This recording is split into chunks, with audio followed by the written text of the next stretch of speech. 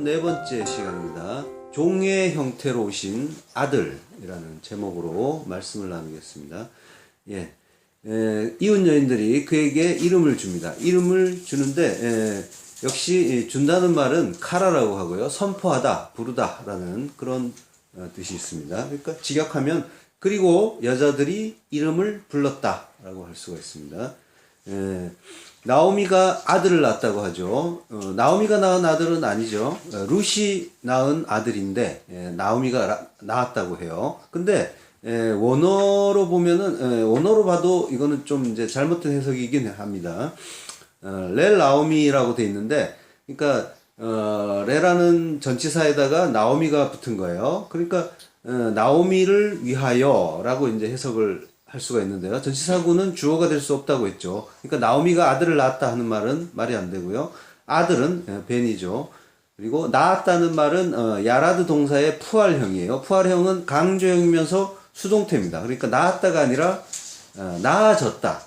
즉 다시 말하면 태어났다라는 뜻이 되겠죠. 그러니까 나오미를 위하여 아들이 태어났다. 이렇게 되는 거예요. 해석은. 이게 올바른 해석입니다. 근데 비록 이제 잘못된 해석이긴 하지만 나오미가 아들을 낳았다 하는 말은 복음적으로는 크게 틀린 해석은 아닙니다.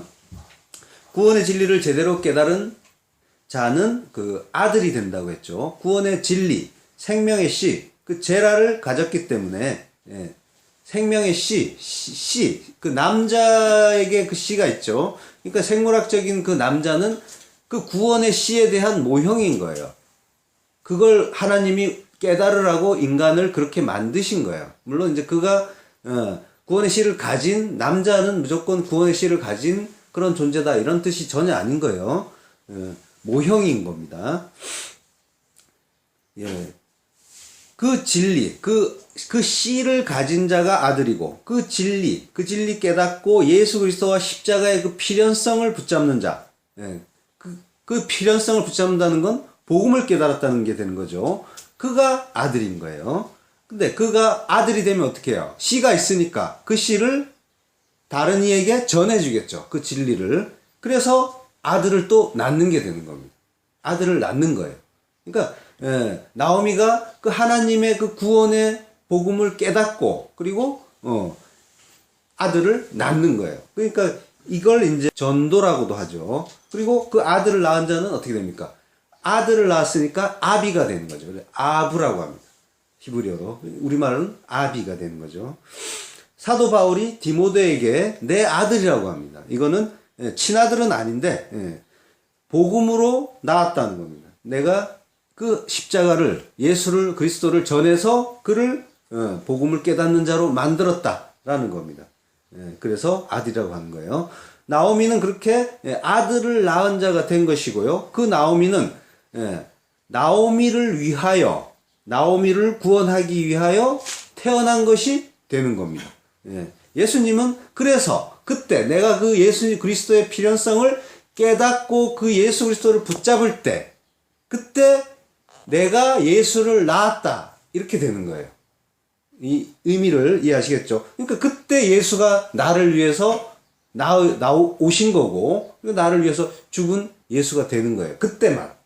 모든 인간들이 예수님이 나를 위해 죽으셨대 이러면서 그 소문으로만 신앙생활을 하는데 그것이 아니라 진짜 그 복음, 그 진리 깨닫고 그 예수 그리스도의 필연성, 나는 아무것도 아니구나, 나를 붙잡아서 나를 믿고 나를 신앙해서는 망하겠구나, 그래서 나는 아무것도 아닌 존재, 하나님이 전부, 성경은 내내 그 얘기하고 있단 말이에요. 그걸 깨달았을 때 그가 진짜 아들이 되는 겁니다. 그리고 예수를 그때 낳았다고 하는 거예요. 예수를 낳았다고 하는 말은 그리고 예수 그리스도가 나를 위해 죽은 게 정말로 되는 거예요. 그게 아니면은 관계가 없는 겁니다. 자, 아들의 개념이 이해가 되셔야 해요. 이게 이해가 안 되면은 계속 어려워요. 근데 알고 나면 아무것도 아닌 건 아니고 쉬워요. 그 아들, 그 진리를 얘기하는 거예요. 그러니까 그 아들은 예수를 얘기하면서 또 그 예수님이 말씀이니까 그 말씀 얘기하는 거고 그 말씀은 뭐예요? 전부 구원의 복음이란 말이에요. 성경은 전부 구원의 복음 이야기하고 있는 거예요. 그러니까 성경을 봤더니까 부자 되더라, 예수 하나님 믿었더니까 복 주더라, 이런 이야기가 전혀 아니라 예수는, 성경 말씀은 다 예수고 다 구원의 복음이더라, 이걸 깨달았을 때 그게 아들이라고 하는 거고, 그리고 생명의 씨, 그 복음이 나를 살게 하니까, 그리고 나는 그 복음을 붙잡았기 때문에 하나님을 믿는 자가 되잖아. 그죠? 그래서 믿는 자, 의인이 되는 거예요. 의인은 오직 믿음으로 말미암아 살리라 하는 거예요. 그러니까 근데 인간들은 전부 뭐예요? 자기 믿고 살잖아. 그러니까 자기 믿지 않고 하나님 믿는 자, 그가 의인이 되는 거고, 생명의 그 씨를 가진 자, 아들이 되는 거예요. 그리고 그 아들을 또 전해주는 거죠. 아들을 전해서 아들이 되게 하니까 아들을 낳은 게 돼요. 그래서 아비라고 하는 거예요. 그 이름을 오벳이라 하는데, 오벳이라는 말은 섬기는 자라는 뜻입니다. 에베드라는 말에서 나온 말이에요. 에베드라는 말은 종이라는 말이고 노예라는 뜻이에요. 종, 서번트, 노예, 슬레이브라는. 그러니까 종이고 노예입니다. 오베드란 말도 섬기는 자, 종이란 얘기죠. 다 같은 의미입니다. 생명의 회복자, 노년의 복량자, 즉 이제 영화의 면류관을 반드시 주는 자이신 예수 그리스도, 그 하나님의 아들이 이 땅에 어떤 모습으로 왔습니까? 에베드의 모습으로 오셨죠. 종, 노예의 모습으로 오셨습니다. 오벳입니다. 섬기는 자로 오셔서 섬김을 실천하고 하나님의 그 뜻에 절대적으로 순종하고, 죽으라면 죽는 그 섬김, 그 순종을 실천하고 가신 거예요. 어둠의 세상에 그 죄의 종으로 살고 있던 죄인들에게 천국을 주기 위해서 오신 아들은 이 땅에서 종의 모습으로 사는 겁니다. 아들은 이 땅에서 종으로 사는 거예요. 하나님의 종으로 사는 거예요. 죄의 종이 아니라 하나님의 종으로 살았더니 그가 하늘에서 아들이 되는 거예요. 내용은 아들인데 이 땅에서 겉모습은 종으로 사는 겁니다. 순종하면서. 그러니까 이 아들은 이 땅에서 종의 모습으로 살면서 천국은 이런 곳이다 하는 걸 보여주는 자들인 거예요. 천국은 서로 낮아지고 서로 섬겨주고, 그리고 서로를 위해서 죽어주는 곳, 그들의 나라인 겁니다. 그런 곳이 천국이에요. 이 땅은 어때요? 정반대죠. 나는 높아지고 싶어하고 섬김 받고 싶어하고, 그리고 다른 사람을 죽이고 내가 살기를 원하죠. 내 자존심 한번 보세요. 조금만 내 자존심 상하면 바로 미워하잖아. 그 미워한다는 걸 살인이라고 하죠. 성경에서. 살인자예요. 그거 하나만 예를 놓고 봐도 나는 다른 사람을 위해서 죽어주는 자가 아니라 죽이는 자란 말이야. 지금 그런 모습으로 다들 살고 있어요. 그렇지만 천국은 정반대의 곳이란 말이에요. 이걸 아들이 보여주는 거예요. 복음을 아는 자만 그 삶을 살 수가 있어요. 그 삶은 괴롭기 때문에 종의 모습이라고 하는 거예요. 순종해야 되니까. 내 뜻대로 못하고 하나님 뜻에 순종해야 되니까, 그래서 종이라고 하는 거예요. 종은 옛날에는 생사여탈권까지 주인에게 다 넘겨준 자예요. 그래서 죽여도 아무 할 말 없는 존재입니다. 그런 존재라는 거예요, 아들은. 하나님이 그 아들을 뭐라고요? 종이라고 부르세요. 이사야서 42장 1절. 내가 붙드는 나의 종, 내 마음에 기뻐하는 나의 택한 사람을 보라. 내가 나의 신을 그에게 주었은즉 그가 이방에 공의를 베풀리라. 하나님이 내가 붙드는 나의 종, 나의 기뻐하는 나의 택한 사람. 누구에게요? 예수 그리스도면서 예수 그리스도와 함께 아들이 되는 양자들, 그 아들들에 대해서 지금 말씀하시는 거예요. 1차적으로는 예수님이고, 자, 그 하나님이 또 그 예수님을 나의 종 에베드라고 또 부르세요. 이사야서 42장 18절. 너희 귀머거리들아 들으라. 너희 소경들아 밝히보라. 소경이 누구냐? 내 종이 아니냐? 누가 나의 보내는 나의 사자같이 귀머거리겠느냐? 내가 보내는 나의 사자가 누구예요? 예수님이십니다.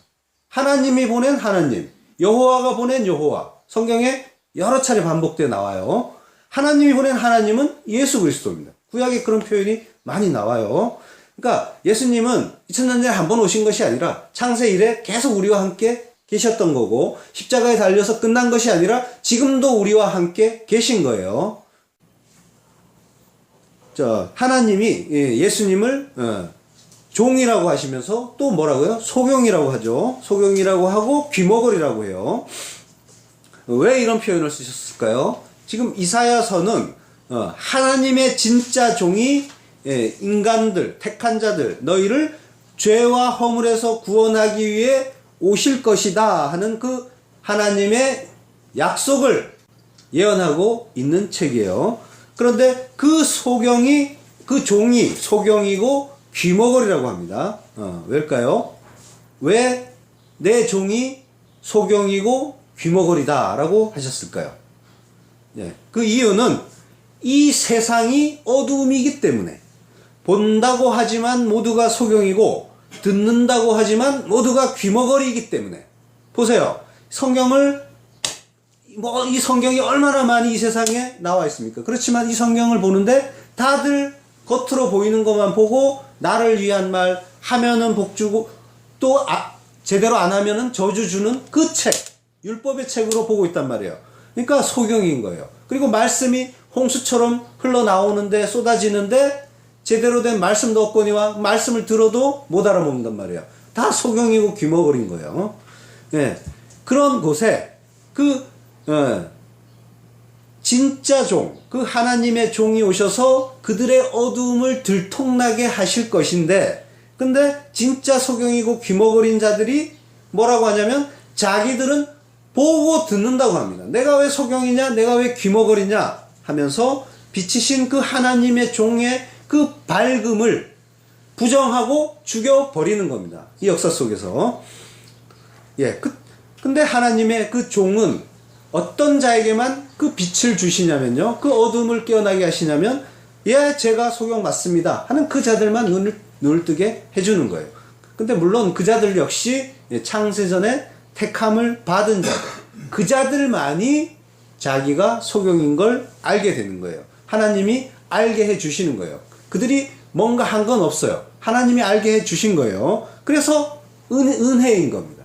전적인 은혜.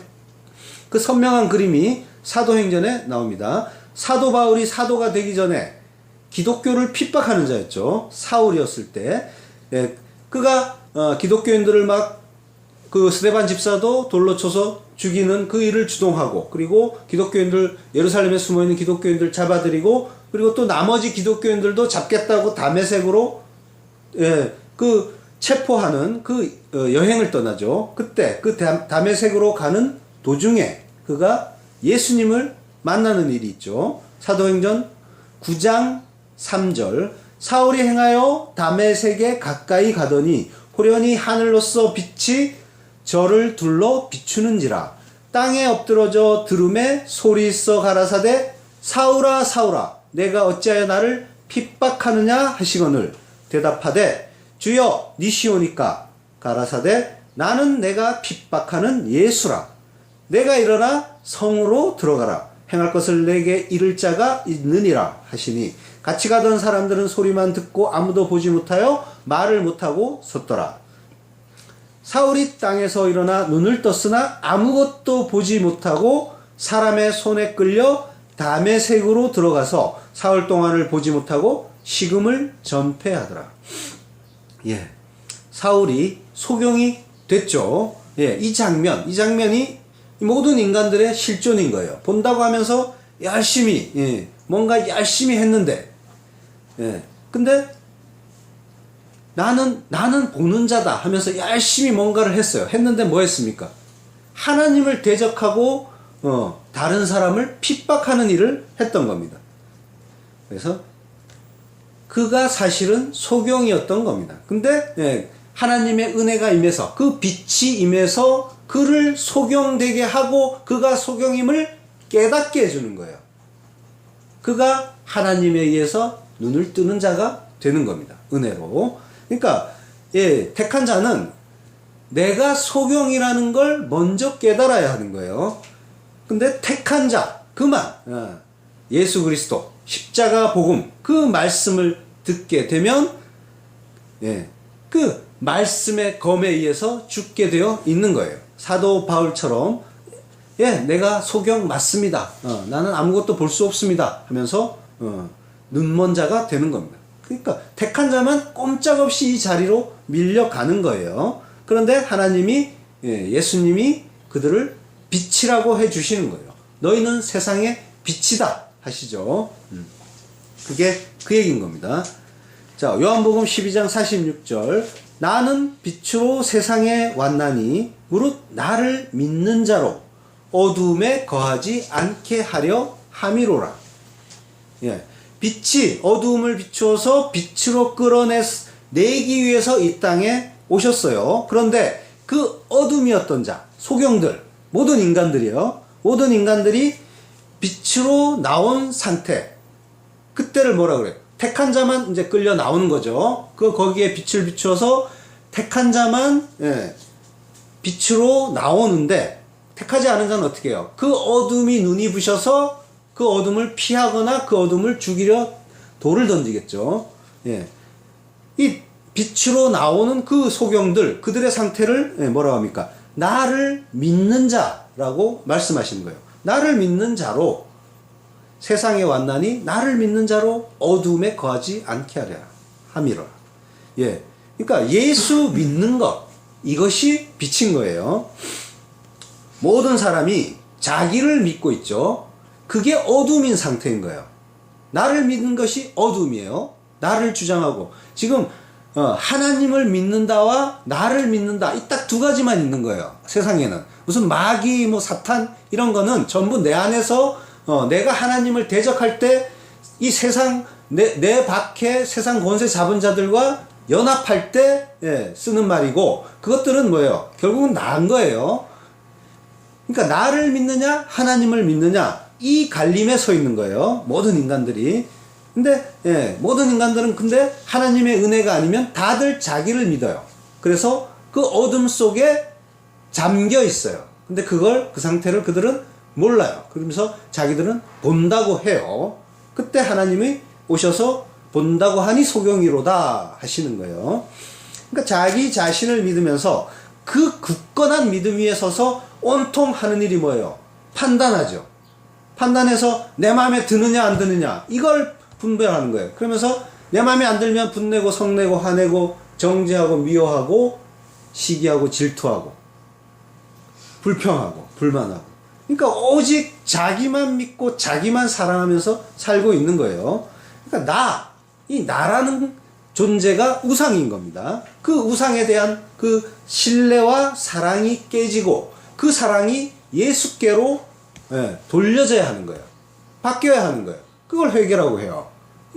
나의 사랑의 그 대상이 바뀌는 거예요. 내가 아니라 하나님이구나, 하늘이구나, 나는 하늘로 가야 되는구나, 예수 그리스도를 봐야 되는구나, 장대 높이 들린 노뱀을 봐야 되는구나, 이걸 깨닫는 자, 그를 회개했다고 하고 그를 믿는 자라고 하고 그를 빛이라고 하는 거예요. 그러니까 거기에 반해서 여전히 그 자기의 가능성을 믿고 의지하는 자, 그를 어둠이라고 하고 흑암이라고 하는 거예요, 성경에서. 그리고 그늘진 사망의 땅에 앉은 자들이다 라고 하는 거예요. 마태복음 4장 16절 흑암에 앉은 백성이 큰 빛을 보았고 사망의 땅과 그늘에 앉은 자들에게 빛이 빛이었도다 하였느니라. 이런 말씀인데, 이 구절을 제대로 해석하면 흑암에 앉은 백성이 큰 빛을 보았고, 여기까지는 괜찮아요. 근데 사망의 땅과 그늘에 앉은 자들이라는 대목은 땅과 사망의 그늘에 앉은 자들이라고 해석해야 올바른 해석이에요. 큰 문제는 없지만. 자, 출애굽 때 10가지 재앙 중에 9번째 재앙이 뭡니까? 흑암 재앙이죠. 온 애굽이 깜깜한 흑암 속에 잠겼어요. 그런데 유일하게 빛이 있는 곳이 어디입니까? 이스라엘 백성들이 거하는 곳, 그곳에만 광명이 있었어요.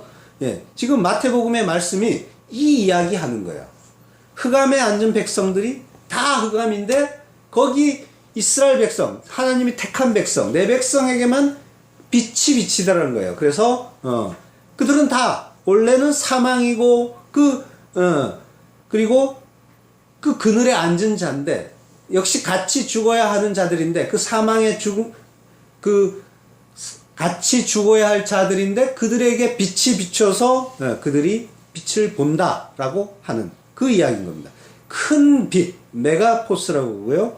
메가포스, 메가라는 말은 거대한, 위대한 이런 뜻입니다. 그러니까 이 거대한, 위대한 이 빛을 보는 자가 이 택한 자고, 그리고 못 알아보는 자는 전부 흑암인 겁니다. 사망인 거예요. 죽은 상태.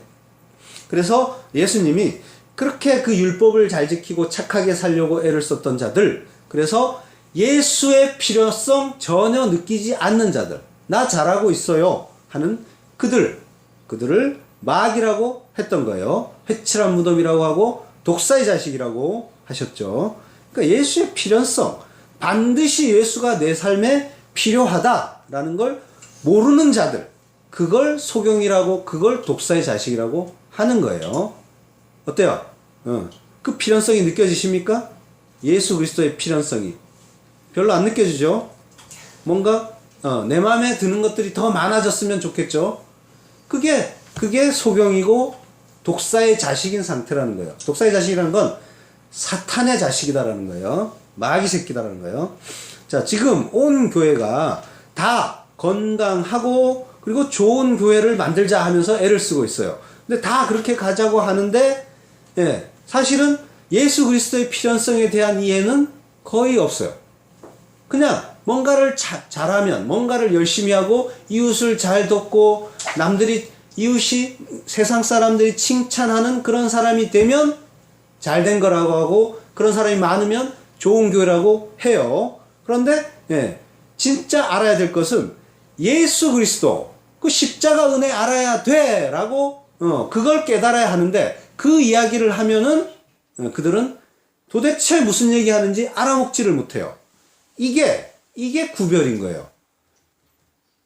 여기에서 구별이 생기고 갈라짐이 생기는 거예요. 지금 본다고 하지만 그 소경인 상태로 지금 많은 교회들이 가고 있는 거예요. 지금 예수님이 오셨을 때 그 이스라엘 사람들, 그들의 모습을 오늘날의 교회들이 그대로 보여주고 있는 거예요. 여러분이 이게 무슨 이야기인지를 잘 분별하셔야 돼요. 내 안에 내가 부정되고 예수 그리스도 십자가만 내가 의지하고 가는가? 아니면은 내 생각, 내 자존심, 내 뜻만 고집하고 나의 어떤 뜻이 이루어지는 것, 내 소원이 이루어지는 것, 이걸 목표로 삼고 살고 있는가? 이걸 돌아보셔야 한단 말이에요. 하나님의 그 뜻으로 살고 있는가? 아닌가? 거기에 따라서 내가 택한 자인가? 아닌가? 빛인가? 어둠인가? 아들인가? 마귀 새끼인가? 그걸 분별하셔야 되는 겁니다. 하나님이 보내신 종 에베드는 우리의 죄와 저주를 모두 끌어안고 죄와 저주가 되어서 하나님의 진노를 한 몸에 받으시고 우리를 무죄한 자로 만들어 주셨습니다. 우리의 어두움을 먹고 소경이 되어서 우리를 눈뜨게 하신 그 일인 거예요. 성경은 곳곳에서 하나님의 종이 고난을 받고 순환을 받을 것을 예언하고 있죠. 이사야서 53장 같이 한번 보겠습니다. 1절부터 우리의 전한 것을 누가 믿었느냐? 여호와의 팔이 네게 나타났느냐? 그는 주 앞에서 자라나기를 연한 순 같고 마른 땅에서 나온 줄기 같아서 고운 모양도 없고 풍채도 없은즉 우리 보기에 흠말만한 아름다운 것이 없도다. 그는 멸시를 받아서 사람에게 실어버린 바 되었으며 간고를 많이 겪었으며 질고를 아는 자라. 마치 사람들에게 얼굴을 가리우고 보지 않음을 받는 자 같아서 멸시를 당하였고 우리도 그를 귀히 여기지 아니하였도다. 그는 실로 우리의 질고를 지고 우리의 슬픔을 당하였거늘 우리는 생각하기를 그는 징벌을 받아서 하나님에게 맞으며 고난을 당한다 하였노라. 그가 찔림은 우리의 허물을 인함이요 그가 상함은 우리의 죄악을 인함이라. 그가 징계를 받음으로 우리가 평화를 누리고 그가 채찍에 맞음으로 우리가 나음을 입었도다. 우리는 다 양 같아서 그릇 행하여 각기 제 길로 갔거늘 여호와께서는 우리 무리의 죄악을 그에게 담당시키셨도다. 그가 곤욕을 당하여 괴로울 때에도 그 입을 열지 아니하였으며 마치 도수장으로 끌려가는 어린 양과 털 깎는 자 앞에서 잠잠한 양같이 그 입을 열지 아니하였도다. 아멘. 예, 죽기 위해서 오신 그 하나님의 그 종은 그 이렇게 순환을 받기로 작정이 되어 있었어요. 예. 근데 그 종은 그 대속의 은혜를 아는 자, 그의 그 순환, 그가 왜 순환을 받고 그가 왜 우리를 대신해서 죽었는지 그걸 아는 자, 그 아는 자에게만 그 빛이 깨달아지는 겁니다. 그래서 그걸 아는 자가 빛이 되는 거예요. 그 빛이 된 자만이 또 그 은혜를 깨닫고 그 은혜만으로 기뻐할 수가 있어요. 그 은혜만으로 기뻐한다는 건 뭐냐면 이 세상의 다른 것들, 나를 하나님 삼아서 나의 어떤 유익을 위해서 살고자 몸부림쳤던 그 모든 것들이 헛된 것이라는 것을 깨닫고 오직 하늘의 가치, 하나님의 뜻만을 붙잡으면서 사는 자가 된다는 말입니다. 예, 그러기 위해서는 먼저 해야 할 것이 뭐라고 했죠? 먼저 나의 어두움, 나의 불가능함, 나의 그 실존을 먼저 깨달아야 돼요. 나는 지금 본다고 하지만 소경인 상태란 말이에요.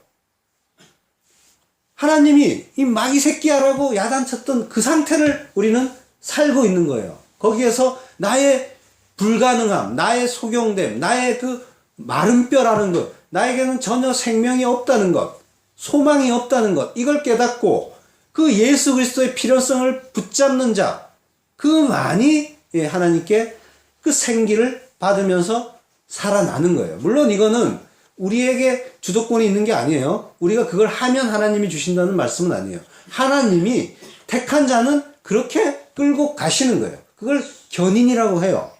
하나님의 견인. 거기에 모든 인간이 끌려가는 거예요. 띠띠우고 원치 않는 것으로 끌고 가신다고 하죠.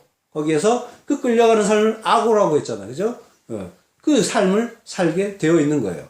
그래서 하나님은 그를 그렇게 끌고 가시고 원치 않는 곳으로 끌고 가시면서 그 예수 그리스도의 필요성을 반드시 기필코 깨닫게 하신다는 말입니다. 참 빛을 깨닫지 못하고 사는 그 어둠의 상태가 얼마나 비참하고 절망적인 상태인지를 아는 자만이 빛을 깨닫고 그 빛에 감사할 수가 있는 겁니다. 내가 뭐 그렇게 죄인인가? 내가 뭐 그렇게 모르나? 뭐 이러면서 나는 뭔가 살아있는 것 같고 뭔가 그 빛을 보고 있는 것 같고 나 예수 믿고 있지 않나? 이렇게 생각하고 있다면은 제대로 한번 돌아보셔야 한다는 거예요. 내가 지금 뭘 의지하고 있는지. 그 예수 그리스도 십자가 의지하면서 나를 비우고 나를 죽여가고 있는지 아니면은 내 뜻, 내 소망, 내 야망 이루기 위해서 몸부림치고 있는지 내 뜻이 이루어지지 않는다고 내 자존심이 세워지지 않는다고 기분 나빠하고 속상해하고 있지 않은지 돌아보시란 말이에요. 거기에서 시작되는 거예요. 신앙은. 그리고 그 빛의 근원, 이 구원의 근원이 절대로 나일 수가 없다는 거예요. 그걸 아는 겁니다. 나는 스스로 나를 구원할 수 없는 존재라는 걸 반드시 알아야 돼요. 근데 많은 인간들이 내가 뭔가를 해서 구원을 받을 수 있다고 생각해요. 착각입니다. 나는 불가능하다. 이거 바르게 깨달아야 됩니다. 빛이신 그로 인해서 내가 존재한다는 걸 아는 자, 그걸 아는 자만이 성도인 거예요. 만약에 그가 그걸 알게 됐어요. 그러면 그는 어떻게 살까요? 잘난 척 할까요? 자존심 세울까요? 절대로 그럴 수 없습니다. 내가 빛이 아니라 나는 빛에 의해서 그 빛을 받아서 빛나는 존재. 하늘의 저 달과 같이 태양빛이 없으면 나는 아무것도 아니구나. 얼어붙은 그냥 죽은 흙일 뿐이구나. 이거 알라고 저 달을 달아 놓으셨어요, 하늘에. 그거 보고 깨달으라고. 모든 것이 다 성경이란 말이에요. 그걸 아는 자는 절대로 잘난 척할 수가 없는 거예요. 자기 고집 부릴 수가 없는 거예요. 다른 사람을 미워하지 못하고 내 탓입니다 하는 거예요. 그리고 겸손하게 되는 겁니다. 하나님의 종이 오셨어요. 그때 인간들은 어떻게 살고 있었습니까? 모두가 죄의 종, 마귀의 종으로 살고 있었죠. 오늘날 역시 마찬가지입니다. 모든 인간의 실존은 모든 역사에 동일하게 나타나고 있습니다. 그래서 성경은 모든 시대의 성도에게 주시는 말씀인 거예요. 오늘날 기독교의 주체는 인간입니다. 인간이 위로받고, 인간이 격려받고, 인간이 영광받고, 인간이 찬양받기를 원하고 있습니다. 그런데 그 희망사항을 가장 잘 들어주는 곳이 교회라고 해요. 예. 그렇지만 성경에서는 그걸 교회라고 안 합니다. 사단의 회라고 합니다. 마귀의 교회라는 거예요. 요한계시록 2장 9절. 내가 내 환난과 궁핍을 아노니 실상은 내가 부요한 자니라. 자칭 유대인이라 하는 자들의 회방도 아노니 실상은 유대인이 아니요 사단의 회라. 사단의 회예요. 유대인은 어떤 자들입니까? 하나님을 믿는다고 하던 자들이에요. 근데 어떻게 믿었어요? 나 중심, 인간 중심, 나 중심으로 믿었어요. 근데 그게 뭐예요? 나 중심으로 믿었더니 하나님을 못 알아봐요. 내가 하나님인데 누가 하나님 노릇하느냐 하면서 하나님, 이 땅에 몸을 입고 오신 하나님을 때려 죽였습니다. 그게 인간이에요.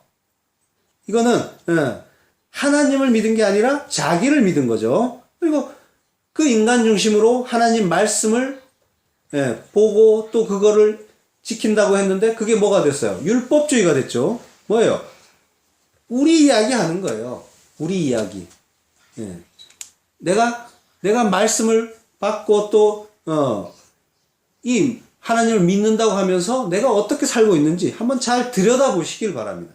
내가 교회인지 사단의 회인지. 어떤 일이나 상황을 만날 때 우리는 항상 판단을 합니다. 그 기준이 자기예요. 그 판단의 기준은 항상 자기입니다. 자기를 기준으로 내 마음에 드느냐 들지 않느냐 항상 판단을 해요. 그 판단을 토대로 해서 정죄를 합니다. 이게 인본주의 율법주의예요. 그러한 내가 사단의 회고 그런 식으로 가르치는 것도 역시 사단의 회인 겁니다. 하나님 중심으로 하나님의 뜻을 먼저 생각하는 것이 아니라 인간 중심으로 인간의 유익을 추구하고 인간의 행위가 칭찬받는 곳, 이것이 사단의 회인 거예요. 이 말은 개인이나 집단이나 동일하게 해당되는 말인 겁니다. 내가 참된 교회인가 아닌가?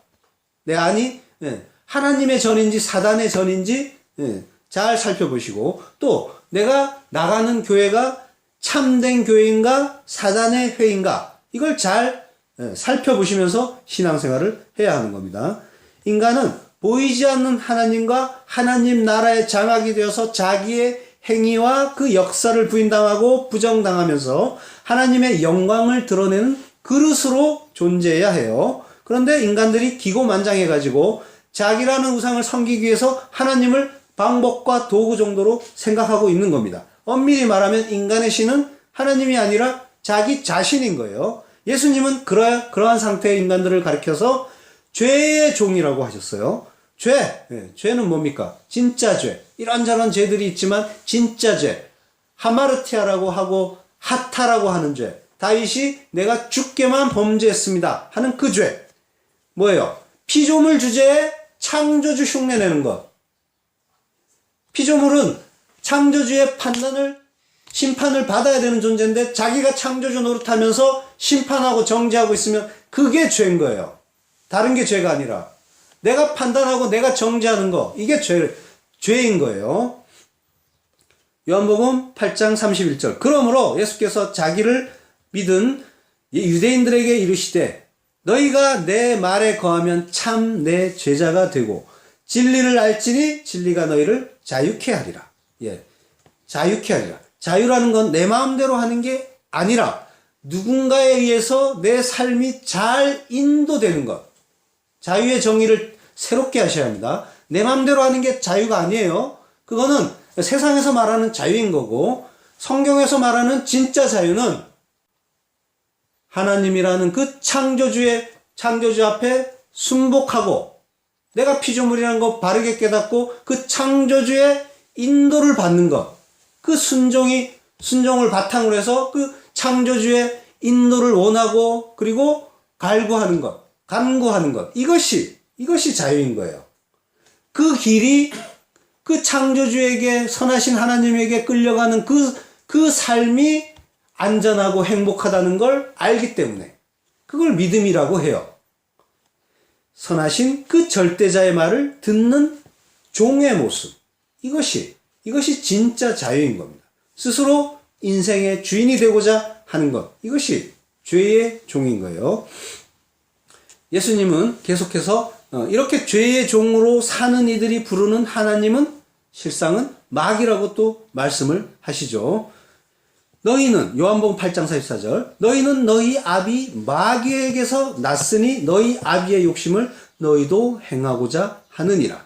저는 처음부터 살인한 자요, 진리가 그 속에 없으므로 그 진리가 서지 못하고 거짓을 말할 때마다 제 것으로 말하나니 이는 저가 거짓말장이요 거짓의 아비가 되었음이니라. 예, 선악과를 먹고 스스로 하나님이 된 인간들의 그 선악 구조 속에서 자신들의 그 하나님됨을 챙기려고 하는 자들은 아무리 그들이 우리 아버지는 하나님입니다 라고 강변을 해봐야, 우겨봐야 그들의 아비는 마귀라는 겁니다. 신의 산 아래에서 그 모습이 나타났잖아요. 그죠? 금송아지 만들어 놓고 뭐라고요? 이게 우리 하나님이라고요. 하나님이라고 부르는데 전혀 진짜 하나님과 다른 하나님인 거예요. 그 하나님을 많은 사람들이 신앙하고 있다는 말입니다. 잘 분별하셔야 돼요. 이름만 하나님이지 나를 바라는 마음, 내가 잘 되기를 바라는 마음을 가지고 섬기는 그 대상의 본질은 우상인 겁니다. 그리고 그 우상의 정체는 뭐예요? 그 바탕에 나로부터 출발했잖아요. 그죠? 그러니까 항상 그것이 금송아지건 불상이건 그건 모두 나인 거예요. 나라는 우상. 나라는 우상을 깨버려야 하고 나라는 우상에서 빠져나오셔야 하는 거예요. 예, 모두 나라는 그 우상, 그 마귀의 종으로 살고 있어요. 거기서 빠져나오는 건 사실은 굉장히 어렵습니다. 왜냐하면 하나님이 그 상태로, 태어날 때부터 그 상태로 만들어서 보내셨고, 그 상태로 오랫동안 생활을 해왔기 때문에 거기서 빠져나오는 것이 어떤 완전한 그 본질 상태에서 생사를 뜯어내는 그런 일과 같은 거예요. 그래서 성경에서 죽는다고 하는 거예요. 그 죽음과 같은 그 일이라는 거예요. 고통이라는 거예요. 나의 어떤 한 부분을 생으로 뜯어내는 거가 되니까, 그래서 죽을 만큼 힘들다. 그래서 죽는다고 하고, 내가 삭제되니까 죽는다라고 하는 거예요. 이렇게 어려운 일인 겁니다. 그런데 그 마귀의 참 종으로 살던 자들이 자유자가 될 수 있는 길이 열렸죠. 근데 이 마귀라는 거는 실존하는 존재이기도 하지만 하나님 절대 의존자로 살아야 하는 존재들이 하나님을 떠나서 스스로 자기 인생의 주인이 되어 살겠다고 하는 자들의 그 총체적인 이름이 마귀인 거예요.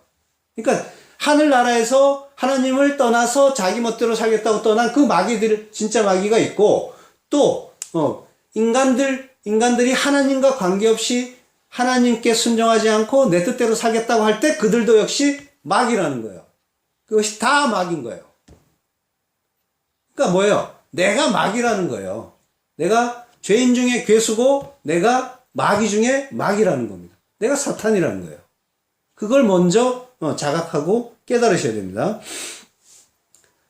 그 인간들의 어떤 그런 그 상황, 그런 실존을 우리에게 보여주시는 모델이 하늘에서 내려온 그 타락한 천사들, 그 마귀들인 거예요. 그 마귀들 보면서 네가 그 모습이다 하는 거 알라는 거예요. 물론 보이지는 않지만 성경에서 말씀하는 게, 하나님과 관계없이 나를 높이는 삶, 나를 위한 삶을 사는 내가 바로 사탄 마귀인 겁니다. 나로부터 탈출하는 것, 이것이 신앙생활이에요. 신앙생활은 이거 하는 겁니다.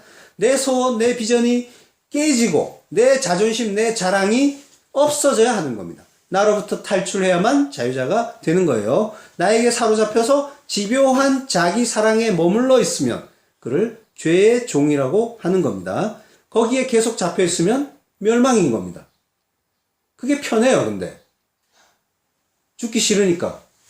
그래서 계속 있습니다. 뭐 내일 하지, 다음에 하지. 말은 들었는데. 근데 진짜 하나님의 영이 가입된 자는 자꾸만 그 자리로 가게 돼 있어요. 그리고 그 자기가 삭제되고 자기가 죽어가는 그 자리에서 자유를 느끼게 돼 있어요.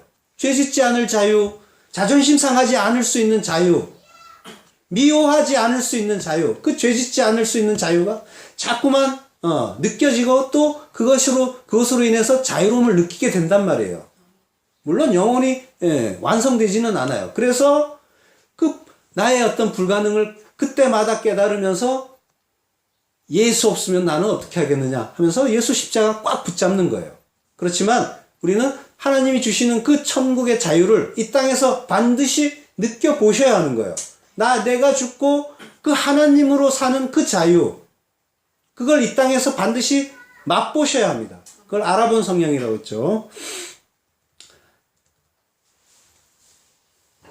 자, 하나님은 그 아들에 대한 그 구원을 설명해 주기 위해서 야곱의 때 이스라엘을 가나안에서 애굽으로 집어넣어 버리셨어요. 그래서 아들인데 본질은 아들인데 애굽에 세상에 보낸 거예요. 종으로. 그러니까 우리는 이 세상에 아들인데 종으로 사는 겁니다. 처음에는 마귀의 종, 죄의 종으로 살다가 하나님의 은혜로 하나님의 종으로 그것이 옮겨지는 거예요. 그것이 깨달아지고 옮겨지는 거예요. 빛으로 나오는 거예요. 그렇게 구원을 받는 겁니다. 예.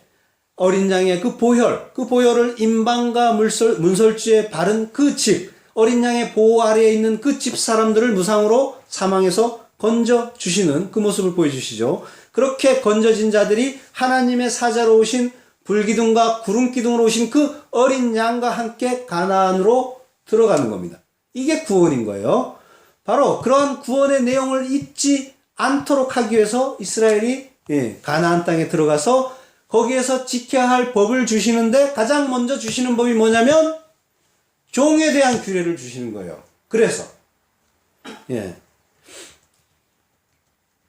출애굽기에 그 종에 대한 규례가 21장에 잘 나와 있는데 신명기 15장에 보면은 그 규례를 좀 더 자세하게 설명이 되어 있어요. 그래서 신명기 15장을 보면요. 신명기 15장 12절. 내 동족 히브리 남자나 히브리 여자가 내게 팔렸다 하자. 만일 6년을 너를 섬겼거든 제 7년에 너는 그를 놓아 자유하게 할 것이요. 그를 놓아 자유하게 될 때에는 공수로 가게 하지 말고 내 양무리 중에서와 타작마당에서와 포도주 틀에서 그에게 후히 줄지니 곧 내 하나님 여호와께서 내게 복을 주신 대로 그에게 줄지니라. 너는 애굽 땅에서 종되었던 것과 내 하나님 여호와께서 너를 속하였음을 기억하라. 그를 인하여 내가 오늘날 이같이 내게 명하노라. 종이 만일 너와 내 집을 사랑함으로 너와 동거하기를 좋게 여겨 내게 향하여 내가 주인을 떠나지 아니하겠노라 하거든 송곳을 취하여 그의 귀를 문에 뚫으라. 그리하면 그가 영영이 내 종이 되리라. 내 여종에게도 일례로 할지니라. 그가 6년 동안에 품꾼의 삭세 배나 받을 만큼 너를 섬겼은즉 너는 그를 놓아 자유하게 하기를 어렵게 하지 말라. 그리하면 내 하나님 여호와께서 너의 범사에 내게 복을 주시리라. 자, 이거를 눈에 보이는 대로 읽으면 뭐예요? 이스라엘 사람들이 가나안 땅에 가서 살면서 종으로 생기는 그들을 6년 후에 풀어줘라. 뭐 이런 이야기로만 보여요. 물론 생활 속에서는 이렇게 했을 겁니다. 역사 속에서는 안 했어요. 이렇게 하라고 했는데 실제로는 인간들의 어떤 그런 욕심 때문에 그렇게 하지는 않았어요. 그래서 나중에 하나님께 벌을 받게 되죠. 근데 이거는 뭐예요? 구원의 복음 얘기하고 있는 거예요. 그 속으로 들어가 보셔야 되는 거예요. 일곱째 해에 종에게 자유를 주시죠. 그 이유가 뭐라고요? 애굽 땅에서 종되었던 너희를 내 하나님 여호와께서 속량하셨음을 기억하게 하기 위해서다라고 하시는 거예요. 그래서 아무리 빚이 많더라도 7년째에는 자유를 주고 오히려 그에게 후하게 주어서 풀어주라고 하는 거예요. 이 이야기는 하나님께 빚을 진 그 타락한 인간들을 하나님의 그 아들의 공로에 의해서 자유하게 풀어주시는 그 구원의 이야기를 담고 있는 겁니다. 그 규례에 의해서 종은 6년간 열심히 일하고 7년째 해왕이 되게 되어 있는 거예요. 그런데 종이 주인을 사랑해서 그리고 그 가족을 사랑하게 되어서 풀어줘도 안 나가더라는 겁니다. 그때 주인은 그 종을 데리고 와서 기둥에 대고 그 귀를 뚫어서 영원한 종으로 삼는 겁니다. 그때 이 종은 어떻게 되냐면요, 상속권도 갖게 되는 주인의 가족이 되는 겁니다. 이게 뭔 얘기냐면요, 하늘의 그 종들이 영원히 하나님의 종으로, 하나님의 그 천국의 가족으로 남게 되는 방식이라는 거예요. 하나님이 풀어줘도 나는 나가지 않겠습니다. 나는 나의 주인이신 그 하나님이 너무 사랑스럽기 때문에 나는 떠나지 않겠습니다. 라고 하나님 앞에 엎드리고 순종하는 자, 종으로 남는다는 거예요. 하나님이 택한 자는. 그런데 인간들은 그 선악과를 먹고 하나님이 된 인간은 절대로 누구의 종이 되고 싶어 하지 않아요. 그래서 아무나 이렇게 할 수 있는 게 아닙니다. 그래서 누군가의 그 영원한 종이 되기 위해서 귀를 뚫었다는 그 기록이 전혀 없어요. 아예 역사적으로. 인간들은 종을 부리고 싶어 하지 스스로 종이 될 그런 마음을 가진 그런 존재가 아니에요. 풀어준다고 하면 무조건 나가게 되어 있는 거예요. 예, 그래서 이런 이유로 2000년 전에 하나님의 아들이 하나님의 종으로 이 땅에 오셔서 완벽하게 종살이를 하시는 거예요. 그 생사 여탈의 그 고난까지 하나님께 다 넘겨드리고, 그래서 죽이면은 죽고 살면 사는 그 종의 모습으로 이 땅을 살다가 가신 거예요. 그렇지만 그 주인 되신 하나님이 얼마나 크고 그 사랑이 얼마나 많으신 분인가를 알기 때문에 기둥에 끌려가서 귀를 뚫는 정도가 아니라 아예 손발이 뚫려서, 그리고 완전히 그 고통을 당하면서 하나님의 영원한 그 종이 되기로 작정을 하시는 겁니다. 송곳에 귀가 뚫리는 정도가 아니라 이 망치질에 대못에 손과 발이 뚫려서 박히는 거예요. 영원한 종이 되겠습니다 하는 그 출애굽기 신명기의 그 종에 대한 규례가 이 십자가에서 완성이 되는 거란 말이에요. 빌립보서 2장 5절, 너희 안에 이 마음을 품으라. 곧 그리스도 예수의 마음이니 그는 근본 하나님의 본체시나 하나님과 동등됨을 취할 것으로 여기지 아니하시고 오히려 자기를 비어 종의 형태를 가져 사람들과 같이 되었고 사람의 모양으로 나타나셨음에 자기를 낮추시고 죽기까지 복종하셨으니 곧 십자가에 죽으심이라. 이러므로 하나님이 그를 지극히 높여 모든 이름 위에 뛰어난 이름을 주사. 예, 택한 자는 하나님의 그 이 아들처럼 하나님의 아들이신 예수께서 하나님의 종이 되어 죽기까지 복종하셨더니 모든 이름의 위에 뛰어난 그 이름을 주신 것처럼, 예, 그 예수님과 함께 그 아들이 된다고 하는 자들은 역시 하나님께 죽기까지 순종하는 그 삶을 살다가 가는 거예요. 종의 형태로 가는 거예요. 하나님이 세상을 이처럼 사랑하사 모든 사람을 독생자를 주셔갖고 죽이고 모든 사람을 구원하셨다. 그러니까 우리는 이제 구원은 따놓은 당상이고 하나님의 축복만 받으면 된다. 이게 무슨 마귀적인 발상이냔 말이에요. 우리는 종의 형태로 살다가 가는 거라니까요. 하나님이 하라는 말만 하고 가라는 데를 가는 거고 하라는 일만 하다가 가는 거예요. 하나님 말씀에 귀를 기울이면서 내 뜻, 내 소원, 내 소망을 이루려고 애를 쓰는 것이 아니라 그 하나님의 뜻을 이 땅에서 보여드리고 하나님이 나를 통해서 나타내시고자 하는 하나님의 뜻을 드러내고 그러면 되는 거예요. 그러면 가는 거예요. 하나님이 그만 오라 하면 그때 가면 끝나는 거예요. 뭘 그렇게 이 땅에서 애면 글면 속상해하고 괴로워하고 불평하고 불만하고 할 필요가 없다는 겁니다. 그 뜻, 그 빛을 보기만 한다면, 깨닫기만 한다면, 예, 우리 성도는 죄의 종의 그 자리에서 하나님의 종의 자리로 해방이 되는 자예요. 해방이 됐는데, 예, 나를 주인 삼아서 방종하는 곳으로 가는 것이 아니라 하나님의 종으로 자리를 옮기는 자예요. 그가 하나님의 그 뜻을 깨닫는 택한 자인 거예요. 그래서 그들은 이 세상에서, 예, 이 가시적인 역사와 인생 속에서 6년간의 종살이를 하는 겁니다.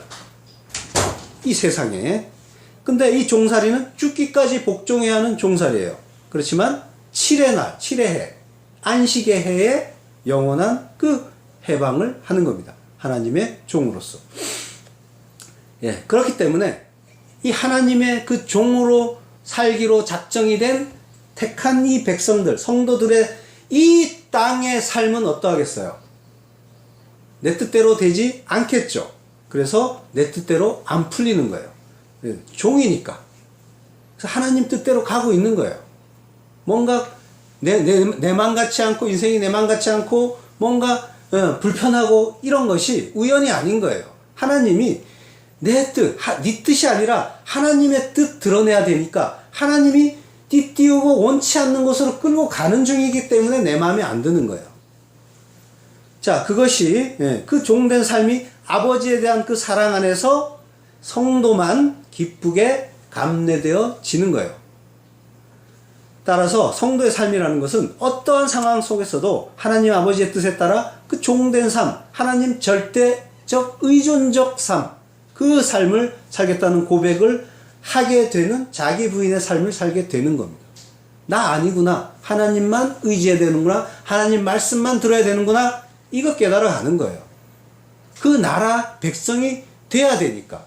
그 나라는 내 뜻대로 살겠다고 하는 자들이 다들 모여갖고 살면은, 그 땅이 다시 어떻게 되겠어요? 옛날에 창세 때 그 마귀 사탄들이 떠나갔던 그런 식의 어떤 혼란이 다시 온단 말이에요. 그걸 미리 보여주신 거예요.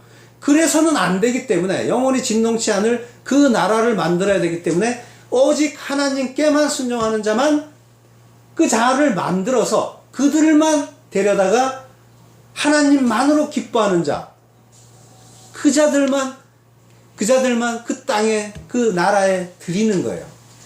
이 하나님의 거대한 구속사를 길게 보시면서, 크게 보시면서, 완전한 그림으로 보시면서 인생을 살란 말이에요. 그러면은 내 순간순간 부딪혀오는 그 불만들이 전혀 불만이 아니라 하나님이 나를 인도하시고 나를 자기 백성 만들어가는 그 순간이구나, 그 카이로스의 때구나 라는 걸 깨닫게 된다는 겁니다. 그러면 그게 감사로 느껴진다니까요. 그때 기뻐하는 겁니다. 하나님의 백성은.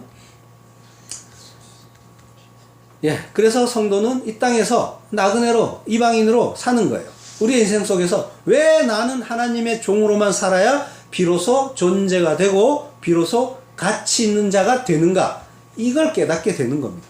이사야서 43장 10절, 나 여호와가 말하노라. 너희는 나의 증인, 나의 종으로 택함을 입었나니 이는 너희로 나를 알고 믿으며 내가 그인 줄 깨닫게 하려 함이라. 나의 전에 지음을 받은 신이 없었느니라 나의 후에도 없으리라. 예, 하나님이 뭐라고 하세요? 나의 증인, 나의 종이라고 하시죠. 하나님의 종은 하나님의 증인, 하나님을 증거하는 자라는 겁니다. 종은 증인의 삶을 산다는 거예요. 그리고 증인은 종의 삶을 사는 겁니다. 택함을 입었다고 하죠. 하나님의 택함을 입은 자, 그가 종인이고 증인이고 종인 겁니다. 그들은 하나님을 알아가고 믿게 되고 하나님이 어떤 분인지 깨닫게 된다는 겁니다. 성도는 인생에서 다른 거 하는 것이 아니라 이 일을 제대로 하고 가는 겁니다. 우리에게 주어진 모든 일은 이거 깨닫게 하기 위한 재료들인 거예요. 그 재료들에게서 너무 마음을 뺏겨서는 안 되는 겁니다. 본질을 잊어서는 안 돼요. 본질은 하나님을 알아가고 믿게 되고 하나님이 어떤 분인지 깨닫게 되는 것. 이것이 인생의 본질이에요. 모든 일들은 그거 알라고, 그거 하라고 주시는 일들인데 그 본질은 내팽개치고 그 속에서 나의 어떤 그런 주장만 하고 있으면 안 되는 겁니다. 그게 망하는 삶인 거예요. 모든 사람이 그렇게 살고 있습니다. 하나님의 증인은 하나님의 이름과 어린 양의 이름을 이마에 쓰고 이 세상에서 큰 손길에서 맞아 죽는 자들이라고 했죠. 택함을 받는 자들은 이 땅의 것들과 구별된 삶을 살게 되어 있습니다. 그걸 거룩이라고 했죠. 택함을 받은 자들은 하늘에서 살도록 예정이 되어 있기 때문에 땅과 구별되게 되어 있어요. 그런 삶을 여기서 살아보는 겁니다. 연습을 하다가 가는 거예요. 그래서 거룩한 자로 지어지게 되어 있는 겁니다. 그 구별 때문에 이 땅에서 맞아 죽는 거예요. 그러나 그들은 하늘을 바라보기 때문에 기쁘게 기꺼이 죽는 겁니다. 스데반 집사가 돌에 맞아 죽으면서 뭐라고 합니까? 원망하고 저주하고 죽었습니까? 아니죠. 하나님께 그들을 고발했습니까? 아니죠. 이 죄를 저들에게 돌리지 마옵소서. 예, 자기를 죽이는 자들조차 중보하고 죽었습니다. 죽으면 천국이니까. 나는 이제 천국 가는데 저 하나님 모르는 저 불쌍한 자들 저거 어떻게 하느냐 이거예요. 그 긍휼한 마음이 하나님의 그 사랑과 하나님의 그 영원한 그 나라를 아는 자들은 나온다는 거예요. 그 긍휼이. 그러니까 나를 향해서 마귀짓 하는 자들을 미워하고 증오할 것이 아니라 축복해 주세요. 중보해 주세요. 저들이 하나님을 몰라서 그런 거구나. 불쌍하다. 안 됐다. 나는 지금 너희가 던지는 그 돌에 맞아 죽어서 천국을 가게 됐지만 너희들은 어떻게 하냐? 너희에게도 그 하나님의 은혜가 임했으면 좋겠다. 이렇게 중보해 주는 거예요. 폴리캅이라는 교부는 화영떠에서 하양대에 섰어요. 그래서 불을 붙이기 직전입니다. 근데 거기 책임자가 폴리캅의 친구예요. 네가 배교만 하면 하나 예수 믿는다는 말만 예수 믿지 않겠다고만 한마디만 하면은 거기에서 끌어내려 주겠다. 사정을 했습니다. 제발 좀 부정하고 내려와라. 근데 폴리캅이 뭐라고 해요? 그 교부가 빨리 불 붙여라 그래요. 나 빨리 가고 싶다는 거예요. 성도는 이 세상에서 눈을 뗀 자예요. 빨리 가고 싶어하는 자들이어야 되는 거예요. 하나님의 종들은 이 일을 하도록 택함을 받은 겁니다. 이 땅에서 잘되고 높이 올라가고 승승장구해서 하나님의 영광을 돌리겠습니다. 하나님 이 사업 잘되면 11조 많이 낼게요. 이런 허탄한 말을 하는 자가 아닌 겁니다. 이 땅에서 부정되고 맞아 죽고 빨리 하늘로 가고 싶어하는 자들인 거예요. 그렇게 땅과 구별될 때 하나님의 영광은 자연스럽게 하나님이 알아서 드러내시는 겁니다. 내가 하나님의 영광을 드러내고 어쩌고 바치고 어쩌고 할 수 있는 그런 성질이 전혀 아닌 겁니다. 이사야서 49장 3절 내게 이르시되 너는 나의 종이요 내 영광을 나타낼 이스라엘이라 하셨느니라. 예, 종입니다. 그리고 영광을 나타낼 자입니다. 종인데 영광을 나타낼 자예요. 어떻게 해야 된다는 거예요? 순종할 때, 죽기까지 순종할 때 하나님의 영광은 드러난다는 겁니다. 그가 이스라엘이에요. 그가 교회입니다. 지금 내가 부정이 되고 있습니까? 내 자존심이 망가져도 별로 괴롭지 않고 내 수입이 시원찮아도 속상하지 않고 내 건강이 조금 나빠도 그 고통 속에서 이 일을 허락하신 하나님의 뜻을 생각하면서 감사하고 있습니까? 그러면 잘 가고 있는 겁니다. 하나님의 종이 되고 있다는 증거인 거예요. 자, 본문에서 그는 다윗의 아비인 이새의 아비였더라 하죠. 이새는 이사이라는 말이고요. 여호와께서 살아계시다라는 말이에요. 뜻이에요. 이걸 이제 우리말에서 이새라고 음력을 한 거예요. 이새는 베레스의 후손인 보아스와 룻의 손자죠. 오벳의 아들이고요. 그리고 다윗의 아버지입니다. 이사야의 예언에서 이새라는 이름이 나오죠. 이스라엘의 그 미래의 메시아, 그 왕의 조상으로 이 이새 이름이 언급되고 있어요. 이새의 뿌리, 이새의 싹, 이런 말이에요. 이새의 줄기에서 한 싹이 나고 이새의 뿌리에서 한 가지가 난다. 이러죠. 이것들이 전부 메시아를 가리키는 말이에요. 근데 이새라는 말이 나오고 있죠. 이사야서 11장 이새의 줄기에서 한 싹이 나며 그 줄기에서 한 가지가 나서 결실할 것이다. 예. 이사야서는 이 예언서예요. 예수님이 오시기 한참 전에 쓰여진 글이에요. 근데 이새의 줄기에서 싹이 나고 그 뿌리에서 가지가 난다. 그래서 결실한다고 해요. 그러면은 이거 누구를 가리키는 걸까요? 이사야서는 다윗 이후에 다윗이 나온 지 왕이 된 지 한 300년 이후에 쓰여진 책입니다. 그러니까 다윗을 이야기하는 건 아니죠. 이새의 줄기에서 싹이 난다. 이거는 다윗의 줄기에서 나는 그 싹, 가지는 바로 예수 그리스도를 예언한 거예요. 그 예수가 결실한다 라고 하는 거예요. 하고 있어요. 결실한다는 말은 파라라고 해요. 파라라는 말은 결실하다, 열매 맺다, 결실이 풍부하다 이럴 때 쓰는 말이고요. 창세기 1장에서 하나님이 인간에게 생육하고 번성해서 땅에 충만하라 라고 하시죠. 여기서 생육하라 라는 말이 파라예요. 그러니까 하나님이 그 창세기 1장에서 생육하고 번성하라고 하신 말씀의 참뜻이 뭐예요? 이 땅에서 열심히 노력해서 잘 먹고 잘 살아라. 그리고 자손을 많이 퍼뜨려라. 이런 말입니까? 아니죠. 예수님의 그 창조 사역을 말씀하시는 거예요. 생육하라, 파라. 그 이새의 가지에서 나는 그 싹, 그 가지가 결실한다는 거예요.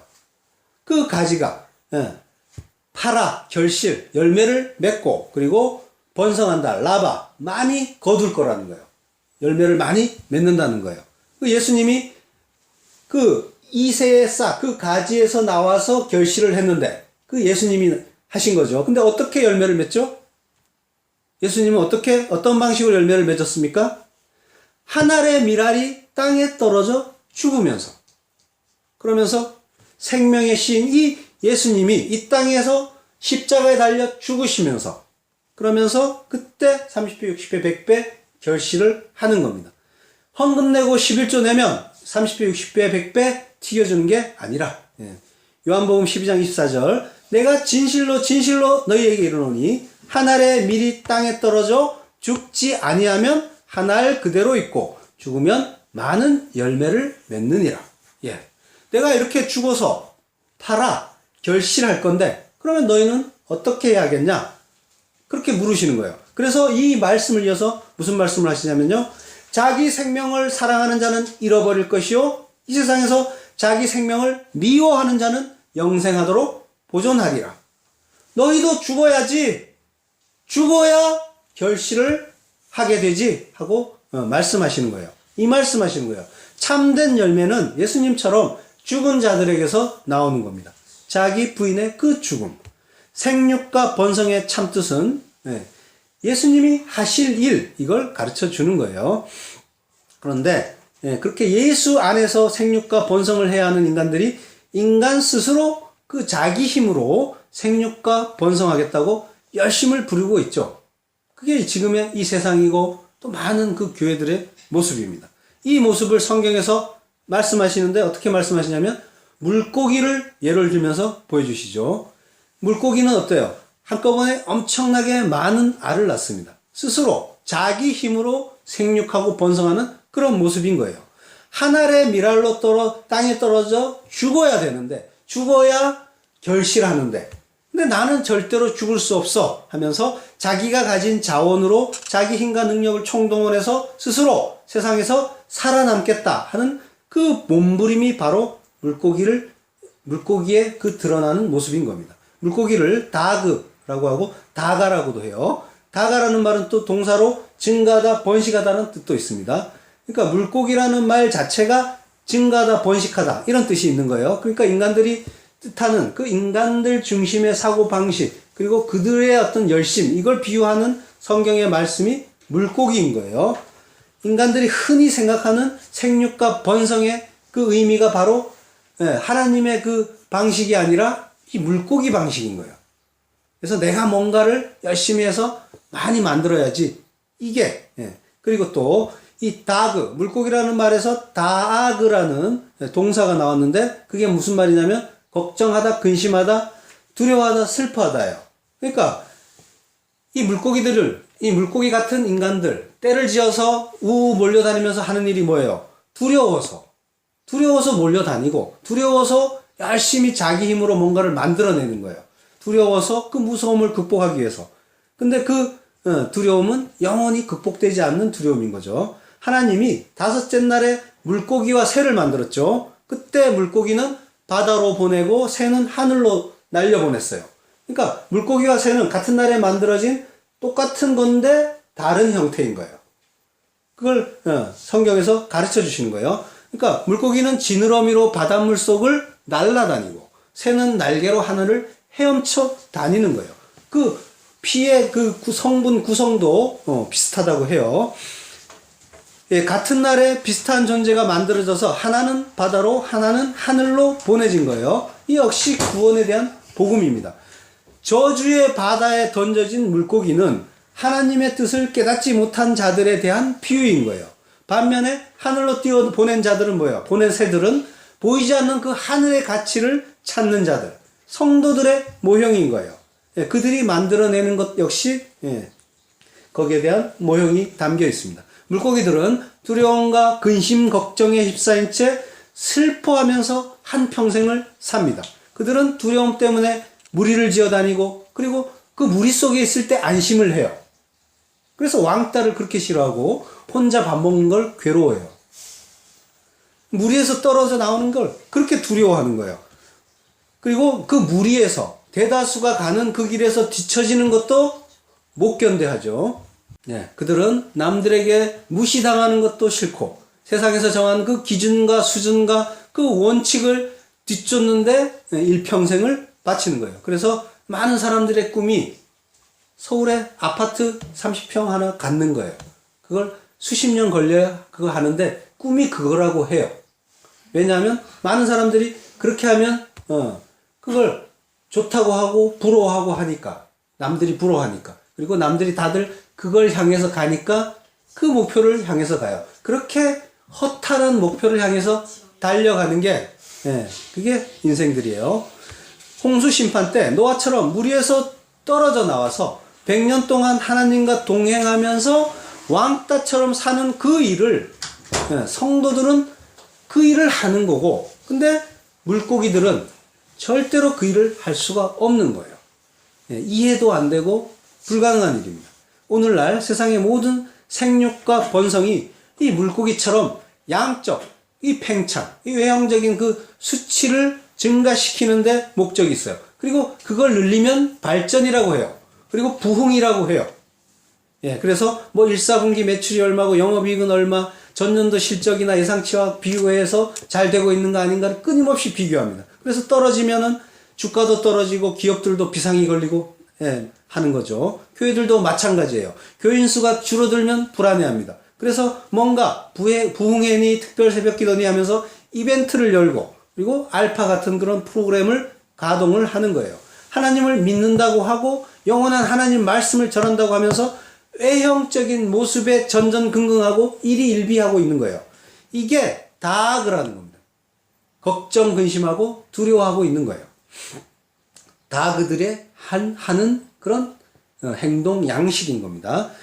그들이 그 두려움에서 벗어나기 위해서 절대선으로 떠받드는 게 뭐예요? 외형적인 성장입니다. 그래서 교인 수가 늘어나면 생육하고 번성했다, 성공했다, 부흥했다, 성공한 목회다 라고 합니다. 교인 수가 늘어나는 것이 절대선으로 정해져 있기 때문에 모든 것이 그걸 위해서 재조정이 되고 있죠. 그래서 성경 말씀도 그 목표를 위해서 조정이 돼요. 선택하는 것도 조정이 되고 말씀 자체 내용도 조정이 됩니다. 교인들이 부담스러워하는 거는 그런 말씀은 웬만하면 빼버리고요. 웬만하면 또 그들이 기뻐하고 즐거워하는 그 말씀, 힘이 불끈불끈 솟고 칭찬해주는 그 말을 취사 선택해서 들려줍니다. 말씀의 진리도 그 흐름에 맞춰서 왜곡이 되어 버려요. 이런 일들이 그 양적 팽창이라는 그 절대선, 그 선에 맞춰져 있기 때문에 하나님의 뜻은 관계가 없어요. 그냥 늘어나는 게 목표예요. 하나님과 관계없는 그것을 뭐라고 한다고 했죠? 사단의 회예요. 그 일들을 하고 있는 겁니다. 그 일을 하면, 교인이 늘어나면, 교회가 커지면 그게 하나님께 칭찬받을 일이라고 착각을 해요. 무엇이 하나님의 뜻인지는 관심 박힙니다. 그래서 하나님의 뜻 이런 거는 전혀 중요한 게 아닌 게 돼버렸어요. 아닙니다. 하나님의 뜻보다 중요한 건 없습니다. 그것만이 중요해요. 근데 하나님과 관계없는 그 일들을 서슴없이 오늘날 교회들이 하고 있어요. 본질을 보지 못하고 눈에 보이는 것만 보기 때문에 이런 일들이 일어나는 겁니다. 그래서 두려움에는 형벌이 따른다 하는 거예요. 두려워하는 자, 그는 믿음이 없다는 거죠. 믿음이 없다는 건 하나님을 믿는 게 아니라 자기를 믿는 자라는 거죠. 그래서 자기를 믿으면 어떻게 됩니까? 불완전하고 그 예측할 수 없는 자기, 그 자기를 믿으면 어때요? 불안한 거예요. 그래서 그런 존재가 자기를 책임지고 있으니까 늘 노심초사하고 전전긍긍 하는 겁니다. 잘 돼야 되는데 잘못되면 어떻게 하나? 이거 잘못되면 큰일인데 어떻게 하나? 어떻게 하나? 계속 고민하는 겁니다. 가진 재산도 없는데 퇴직하면 어떻게 하나? 내 노후는 어떻게 하지? 끊임없이 걱정, 근심 하는 겁니다. 내가 잘못되면 어떻게 하나? 내가 죽으면 가족들은 어떻게 하나? 하다가 사후 걱정까지 하는 겁니다. 이게 다 그들의 행동 양식이에요. 두려워하는 거예요. 다그하는 거예요. 두려움은 믿음 없음의 증거인 겁니다. 하나님이 알아서 하실 거예요. 하나님이 다 알아서 하셔요. 전지전능하시단 말이에요. 그분은. 그래서 그 두려움은 바로 믿음 없음의 증거고 그 두려워하는 자는 형벌을 받게 되어 있는 겁니다. 두려워한다는 거는 형벌은 바로 지옥의 그 멸망, 그걸 뜻하는 말이에요. 요한일서 4장 18절, 사랑 안에 두려움이 없고 온전한 사랑이 두려움을 내어 쫓나니 두려움에는 형벌이 있음이라. 두려워하는 자는 사랑 안에서 온전히 이루지 못하였느니라. 사랑, 아가페, 사랑이신 그 하나님의 그 사랑 안에 두려움, 포보스라고요. 놀람, 공포란 뜻입니다. 이것이 없고, 그리고 온전한 사랑, 완전한 사랑을 얘기해요. 내가 너희 안에, 너희가 내 안에, 완전한 연합, 이걸 완전한 사랑이라고 하는 거예요. 그렇게 하나가 될 때 피조물과 창조주가 하나가 되는 건 어떻게 된다고 했어요? 피조물이 죽고 삭제되고 창조주에게 한물이 될 때라고 했죠. 그 상태일 때 내가 내 힘으로 나를 신앙하면서 사는 것이 아니라 나는 십자가에 못 박혀 죽고 내 안에는 예수 그리스도만 살게 되므로 나는 두려움이 없다. 이런 상태가 되는 거예요. 이때 두려움이 내어 쫓기는 겁니다. 그 하나님 안에 들어있기 때문에, 전지전능하신 하나님, 완전하신 그 사랑 안에 들어있기 때문에 그걸 믿는 자만 두려움이 없는 거예요. 그걸 믿지 못하는 자는 계속 걱정 근심하는 겁니다. 잘 살펴보세요. 나를. 내가 걱정 근심하는지 아니면 하나님을 믿고 평안해하는지. 이것이 화평인 거예요. 에이레네. 하나님과 하나가 됐기 때문에 내 안에 화평, 평화가 이루어진 상태가 되는 거예요. 하나님과 화평해야 내 안에 평화가 오는 겁니다. 다 에이레네요. 그 두려운 자는 믿음이 없는 거고 멸망하는 자고, 의인은 어때요? 오직 믿음으로만 사니까. 그래서 그는 사는 자가 되는 겁니다. 믿는 자만이 두려워하지 않고 그 형벌에서 자유한 자, 그가 되는 거예요. 그래서 하나님이 사랑하는 자에게 잠을 주신다 하는 것이 그것입니다. 다 하나님이 알아서 하세요. 나는 몰라요. 자는 거예요. 평안한 잠을 그만이 잘 수 있는 거예요. 믿는 자만이. 그래서 두려워하는 자는 형벌을 받게 되고 멸망하는 겁니다. 하나님이 가라고 하는 그 좁은 길, 그 길을 가는 자, 눈에 보이는 다수가 아니라 그 좁은 길을 가고, 그리고 가면서 하나님과 동행하고 있는지, 내 옆에 많은 사람들이 있어서 안심하는 것이 아니라 내가 그 저주받은 그 바닷물 속의 그 물고기는 아닌지 돌아보셔야 하는 거예요. 내가 하나님과 합평한 상태에서 하나님과 연합해서 하나님 손잡고 그 좁은 길을 걸어가고 있는지, 이걸 보셔야 되는 거예요. 그 길을 가는 사람들은 많지 않기 때문에 좁은 길이에요. 예수님이 물고기를 잡던 제자에게 뭐라고 하셔요? 앞으로는 물고기가 아니라 사람을 낚는 어부가 되게 하겠다고 하시죠. 이 땅을 뜻하는 히브리어 에레츠는 그 자체를 파자하면 하나님이 낚기 시작하신다라는 뜻이에요. 이 땅 자체가 하나님이 저주의 그 바닷속의 물고기 같은 그 인간들, 그들을 확 풀어놓은 다음에 당신이 택한 자들을 하나하나 건져 올리시는 곳이라는 거예요. 이 저주의 바닷속에서 살아있는 것으로 착각하면서 열심히 헤엄치는 그 물고기, 그들을 하나님은 낚아 올리신 거예요. 택한 자만 낚아 올리세요. 낚아 올리면 어떻게 돼요? 물고기가 낚여 올려지면 죽는 겁니다. 그가 죽으면 어떻게 해요? 그때 하나님이 다시 살리는 겁니다. 겟나오 아노텐. 위로부터 거듭난 자로 만들어 주시는 거예요. 산자인 척 하는 자를 낚아 올려서, 그래서 죽여서 반드시 살려내시는 것. 이것이 구원인 겁니다. 잘 죽으십시오. 그러면 그게 구원입니다. 기도하겠습니다.